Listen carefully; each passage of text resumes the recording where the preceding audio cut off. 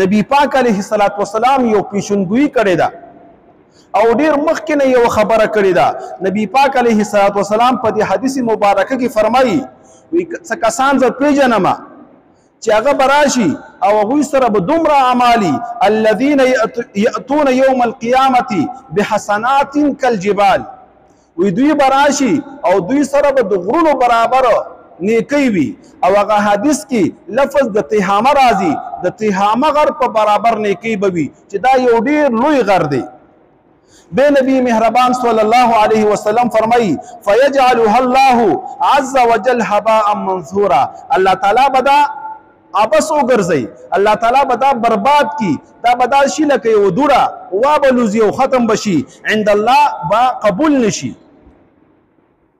بے نبی پاک علیہ الصلاۃ والسلام د دې په مزید وضاحت کې فرمایله وی دا هغه خلق دي اذا خلو بمحارم الله انتهكوها، چې کله دوی په محارم د الله کې ځان تشي نو هغه کې بیا د الله تعالی حدود ماتي او گناهونه کوي. اذا خلو بمحارم الله انتهكوها، مقصد یو دا دی چې دا کله ځان تشي نو بیا ګناه کوي.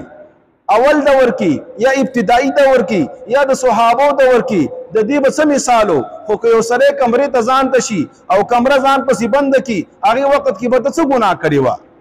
دا حدیث د دې دور سره لګیږي چې کله یو انسان دی او هغه کمرې کې ځان ته شو او بیا کمبله کې ځان ته شو او بیا دا موبایل ځان ته راوویسته او په دې کې بیا ګناهونه کوي، ګناهونه پکې ګوري، نظر پکې غلط استعمالي، نو د دې په سبب باندې به د انسان ټول اعمال برباد شي.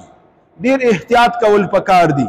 نو په دغه مشهور حدیث کې دا خبره ذکر شوه چې اعمال به د جبال او د غرونو په شان دي وي، لیکن چې کله دا ځان ته شي بیا ګناه کوي. د دې یو معنا او یو مقصد بعض علما دا بیانوي چې لار حج ته او حج وکړه یا عمرې ته لاړه، طوافونه وکړل، صفا او مروه په منځ کې سعی وکړه او دغه شان په حج کې عرفات میدان ته لاړه، منا ته لاړه، څو ورځې په ښه تکلیف کې تیرې کړي، لیکن د نر بچی راغی او ټولې تصویرانې اخیستي، ویډیوګانې جوړې کړي دي او هغې سوشل میډیا باندې ورکړي، نو څه فایده شوه؟ هغه مبارک عمل. دغه وجه نه علما فرمایي چې صدقه ورکول پټه بهتره ده، دا اعمال پټ کول بهتر دي. دا عمل مونږ د چا دپاره کوو؟ د رب العالمین دپاره یې کوو. ما ته د الله تعالی قدر نه دی پیژندلی، ما قدر الله حق قدره. او الله تعالی دې رحم وکړي، عوامو نه به څه ګیله کوو؟ نیکان علما مفتیان لاړ شي هلته به تصویر سازي کوي، ته چې خاص دا تللی دغې تصویر دپاره او دې دپاره تللی چې هلته ویډیوګانې جوړې کړي او بغیر د فیدې ویډیوګانې ځان به پکې خلکو ته ښیي چې زه م تللی یم حج ته. خپل عمل چې د غر برابر دی او د غرونو برابر دی، تلاوت یې وکړه، کعبې ته یې وکتله، طواف یې وکړه، عمره یې وکړه، حج یې وکړه، لیکن د موبایل د وجې نه او د یو تصویر د وجې نه او د ریاکارۍ د وجې نه دا برباد کړ. د څومره نقصان وکړ، څومره غټ نقصان دی انسان وکړ. لږ سوچ وکړئ دې خبرې ته. لہذا ما ته به خپل عمل نه بربادو، خپل عمل به نه ضایع کوو، بلکې خپل ایمان کې به زور راولو.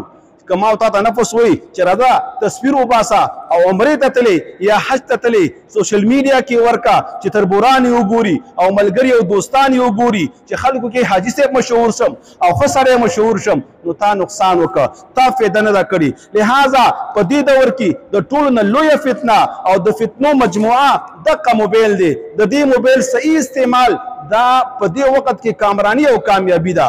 بیا بغیر د ضرورت نه موبایل اخیستل دام فتنه ده، د ضرورت نه زیات استعمالول دام فتنه ده او د ګناه دپاره استعمالول دام فتنه ده. یو جامع معنا به درته وکړم، ستاسو وخت نه ضایع کوم. هر هغه شی چې تا د الله تعالی د محبت نه کټ کوي، تا د الله تعالی د عبادت نه کټ کوي، تا د الله تعالی د تعلق نه کټ کوي، بس دا فتنه ده. کاغذ ته اعمال دی، کاغذ ته اولاد دی، کاغذ ته موبایل دی، کاغذ ته دکانداری ده او که کارخانهداري ده، که هر شی دی چې رکاوټ جوړیږي د الله تعالی سره او د الله تعالی په عبادت کې، نو بس دا فتنه ده. ما ته د عبادت لپاره راغلیو او د نبي پاک طریقه کار څو طریقه کار یې دا و اخراج العباد من عبادة العباد الى عبادة رب العباد. بندگان د بندگانو د بندګۍ نه ویستله او د الله تعالی په بندګۍ کې مشغولول او مصروفول، دا د نبی کار او د نبی د وارثانو چې علما دي د هغوی دغه کار دی.